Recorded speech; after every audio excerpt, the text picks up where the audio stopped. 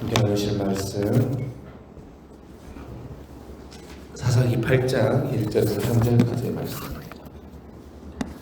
사사기 8장 1절에서 3절까지의 말씀, 구약 374쪽의 말씀입니다. 사사기 8장 1절에서 3절까지의 말씀.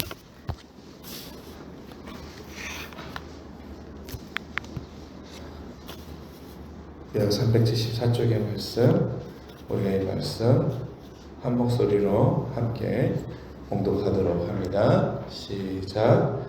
에브라임 사람들이 기드온에게 이르되 내가 미디안과 싸우러 갈 때 우리를 부르지 아니하였으니 우리를 이같이 대접함은 어찌 됨이냐 하고 그와 크게 다투는지라.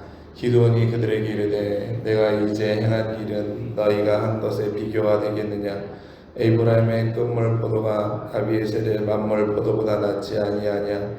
하나님이 미드안 방백 오렙과 셉을 너희 손에 넘겨주었으니 내가 한 일이 어찌 능히 너희가 한 것에 비교되겠느냐 하니라. 기드온의 이 말을 하매 그때 그들의 노여움이 풀리니라. 아멘. 오늘 말씀 사사기 8장의 말씀을 보면 기드온과 에브라임의 갈등이 등장하고 있습니다. 에브라임이 오늘 1절에 보면 그렇죠. 에브라임이 기드온에 나타나가지고 크게 화를 내고 있는 것입니다. 미디안이랑 싸울 때 왜 우리를 부르지 않았냐라고 말하고 있는 거죠. 그러면 에브라임이 이렇게 기드온에게 화를 낸 이유가 무엇이겠습니까? 싸움 뒤에는 무엇이 있습니까? 항상 따르는 전리품이 있기 마련이지요. 이 에브라임도 자신들도 이 전투에서 미디안과의 전투에서 전리품을 많이 취해야 되는데 지금 그럴 입장이 못 되는 거예요. 그러니까 기드온에게 나아가서 화를 내고 있는 것입니다. 그런데 여러분 에브라임이 이때만 그러는 게 아니에요. 사사기 12장에 보면 또 이런 장면이 나오거든요. 근데 이때는 또 입다의 자손들과 싸웁니다.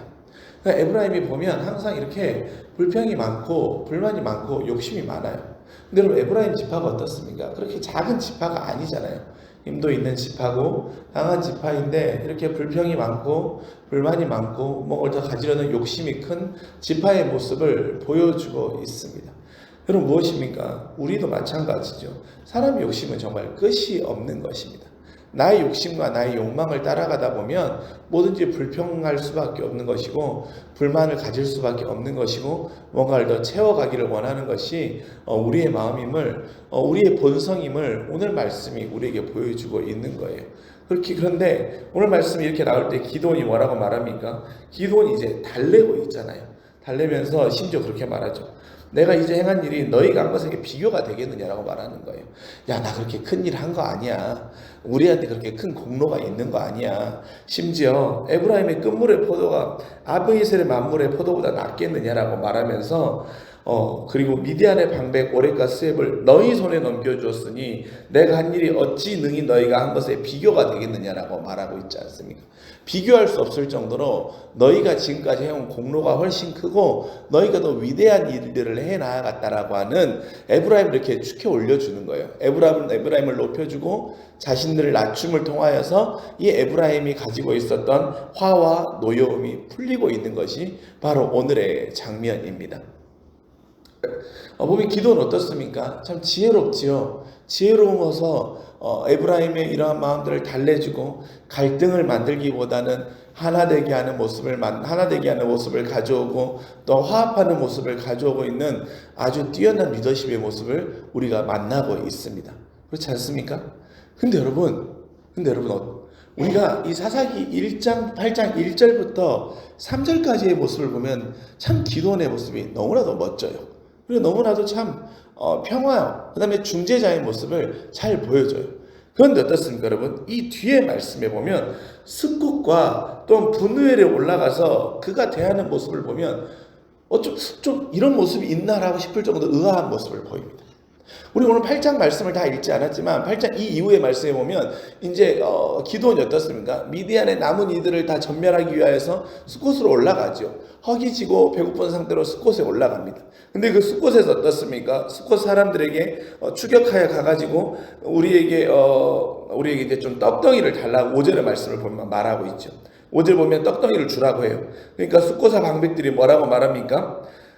어찌 우리가 내 군대에게 떡을 주겠느냐라고 말하면서 거절해요. 줄 수 없다라고 거절합니다. 그러니까 7절의 말씀하니까 기드온이 뭐라고 말합니까? 내가 내 손에서 넘겨진 후에 들가시와 찔레를로 너희 살을 찔러버리겠다라고 말합니다. 그리고 나서 이후에 어떻습니까? 분회를 올라가요. 분회를 올라가서 동일한 일을 구하거든요. 그런데 분회일 사람들도 숫곳 사람들 같이 대답해요. 그러니까 이제 기드온이 9절의 말씀에 어떻게 반응합니까? 분회일 사람들에게 말하되 내가 평안히 돌아올 때 이 망대를 헐어버리겠다라고 말하고 있습니다. 여러분, 기드온이요, 에브라임을 대할 때 모습을 보면 참 에브라임 대할 때 모습을 보면 숫곳과 분회일 사람들을 대할 때 모습은 너무나도 다른 모습이지 않습니까? 그러면 어떻게 한 사람이 이러한 모습을 보일 수 있을까? 우리 이 말씀 가운데 만날 수 있는 우리 안에 우리 인간적인 본성의 모습과 우리가 기도하면 내려놓아야 되는 모습을 만나게 되는 거죠. 무엇입니까? 우리의 감정과 혈기로 결정하면 이렇게 된다라는 거예요. 한때는 되게 평화롭고 중재하는 사람이었지만 나의 혈기와 나의 감정으로 결정하면 이렇게 되는 거예요. 근데 여러분, 이 숫곳과 분해할 사람은 어떻습니까? 이방 사람들입니까? 아니죠. 이 숫곳과 분해할 사람들도 이스라엘 사람들이에요. 그런데 상대적으로 보면 에브라임 지파보다 숫곳과 분해할 사람들이 좀 더 뭐라고 말해야 될까요? 세력이 더 강한 사람들이 아닙니다. 세력이 더 강한 사람들도 아니고 방백으로 좀 더 힘이 연약한 사람들이에요. 그리고 숫곳과 분회일도 그러다 보니까 이 기드온에게 이 빵을 주는 것이 사실은 주저할 수밖에 없는 현실적인 상황이 있었던 거예요. 왜냐하면 미디안이 이긴다라고 하는 그 확신이, 미디안을 기드온이 이긴다라는 확신이 없었기 때문에 그들 안에도 그런 불안함이 있었던 거니까. 그러다 보니까 주저주저 하면서 내가 너에게 줄면 줬다가 혹 내가 미디안에게 이 화를 당하면 어쩌겠느냐라고는 그 마음이 담겨 있었던 거예요. 근데 서두의 기드온의 모습이면 이 마음도 알아차려 줄 수 있을 것 같은데 이들에게는 이러한 재앙의 또한 이런 복수의 이런 대갚음의 말을 쓰고 있는 것입니다. 그러니까 사람이 자신의 감정과 자신의 혈기에 따라서 이렇게 결정을 하면 이렇게 대갚아준다 안 갚음으로 결정하게 되는 것이고, 또한 이 앞에 에브라임의 모습과 같은 또 정반대의 모습을 보이게 되는 거예요. 그럼 여러분, 이 대조적인 모습을 보이는 기드온의 이런 모습을 통해서 우리가 만날 수 있는 우리 안에, 그러면 우리도 이런 모습이 있을 수 있지 않겠습니까? 어떤 사람에게는 아주 잘 대해주고 어떤 사람에게는 아주 귀한 모습으로 대하기도 하지만 어떤 사람은 함부로 대하기도 하고 어떤 사람에게는 내가 대갚아주기도 하고 또한 너무 가볍게 여겨버리기도 하고 이런 모습들이 있을 수 있죠. 그럼 여러분, 우리가 이러한 모습으로 누군가와 어떤 이에게 이렇게 달라진 모습을 보이지 않기 위해서 우리에게 필요한 것이 무엇입니까? 우리가 오늘 사사기 8장의 모습 앞에 7장의 모습은 기드온의 300용사로 미디안을 치는 모습이 나오잖아요. 근데 여러분, 이 모습과 비교해보면 우리가 오늘 말씀을 통해 만날 수 있는 우리의 삶의 모습을 지킬 수 있는 힘이 나옵니다. 무엇입니까? 기드온이 그때 그 300용사까지 정예의 용사를 뽑을 때는 어땠습니까? 하나님 앞에 묻잖아요. 이만큼이면 됩니까? 이제 됐습니까? 라고 계속해서 묻고 있지 않습니까? 그리고 기드온이 하나님 앞에 자신의 연약함을 분명히 알기 때문에 하나님 앞에 내가 이 일을 감당할 자인지 물으면서 하나님의 능력을 구하는 모습이 나와요. 그런데 오늘 8장의 모습을 보면 어떻습니까? 그 능력을 구하는 모습이 나오지 않지요. 그리고 우리가 8장 이후의 모습을 끝까지 보면 나중에 그가 전리품들을 걷는 모습이 나오거든요. 근데 그 에봇도 만들고 막 이래요. 근데 이 에봇을 만들고 이런 과정들 중에서 결국에 그게 그들 이스라엘 백성의 우상이 돼버린 또 끔찍한 결과들이 나오게 됩니다. 즉 무엇입니까? 하나님께 묻는 과정들이 없으면 이럴 수밖에 없다는 거예요. 우리의 인생도 마찬가지 아니겠습니까? 우리가 하나님 앞에 묻는 과정이 있으면 하나님은 아마도 기드온에게 에브라임을 대하거나 숫곳을 대하거나 분회를 대하거나 그 모든 과정들 가운데 하나님의 선함으로 대하는 그 모습들을 알려주었을 거예요.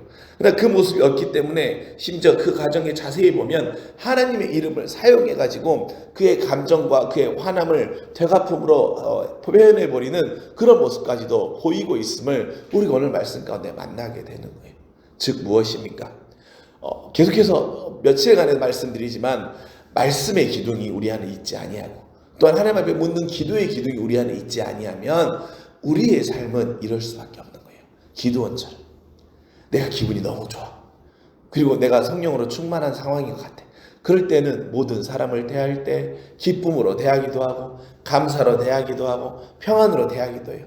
그런데 내 감정이 어느 순간 흔들려. 그리고 내가 생각할 때 저 사람은 내가 좀 쉽게 대해도 되는 사람인 것 같아. 그러면 내가 하나님을 묻는 기도가 없으면 그렇게 우리의 모습과 우리의 자아가 나와버릴 수밖에 없다는 것입니다. 오늘 하루를 살아가면서 우리가 이 모습을 경계해야 되겠죠. 우리가 이 모습을 경계하기 위해서 우리에게 필요한 건 무엇입니까? 하나님께 묻는 기도가 필요하다는 것입니다. 하나님께 묻는 기도가 있을 때 우리가 오늘 기도원 같은 실수를 피할 수 있음을 기억한 우리 모두가 될 수 있기를 간절히 소망합니다. 그래서 우리가 우리 안에 묻는 기도가 있으면 에브라임을 대하듯이, 에브라임같이 우리에게 다가오는 어떻게 보면 좀 형편없는 사람들이 참 많잖아요. 오늘 에브라임의 태도가 그렇다고 해서 합당하다고 말하는 건 아닙니다. 에브라임처럼 형편없이 다가오는 사람, 근본 없이 다가오는 사람들이 있다고 할지라도 기도원이 보였던 그 모습을 우리가 분누엘이든 스콧이든 누구에게든 보임을 통해서 이 땅 가운데 여러분이 하나님의 귀하고 선한 열매를 맺어가는 하나님의 사람으로 여러분이 쓰임받을 수 있다는 것입니다. 언제? 하나님 앞에 묻는 기도가 있을 때 말입니다. 그렇게 소망하기는 오늘 이 아침 기도할 때 하나님, 내가 오늘 만나는 모든 사람을 대할 때 기도원과 같이 설령 이런 실수를 하지 않기 위해서 하나님께 묻는 기도를 통하여서 만나는 사람들을 대하는 태도와 만나는 사람들을 향한 말과 만나는 사람들을 향한 그 행동들이 나아갈 수 있게 해달라고 이 아침 기도하며 나아갈 때 하나님께서 여러분의 말과 행동과 생각과 감정을 주장하여 주실 것입니다. 그 귀한 은혜를 이 아침 구하며 나아가는 믿음의 기업복된 주님의 자녀들이 되시길 주님의 이름으로 간절히 축원합니다. 기도하겠습니다. 사랑이 많으신 아버지 하나님, 오늘 기도원의 모습을 통하여서 우리가 하나님 앞에 묻는 기도가 없을 때 우리가 우리의 감정과 우리의 생각과 우리의 기분에 휘둘릴 수밖에 없음을 만나게 하십니다. 또한 하나님, 우리 하나도 에브라임과 같이 물질과 욕망에 따라가다 보면 크게 불평하고 또한 크게 노여워하고 나의 것을 위하여서는 다른 사람들에게 함부로 대할 수밖에 없는 우리의 인간적인 본성의 자아가 있음을 또한 보게 하십니다. 그렇게 아버지 하나님, 우리 안에 묻는 기도가 있기를 간절히 소망합니다.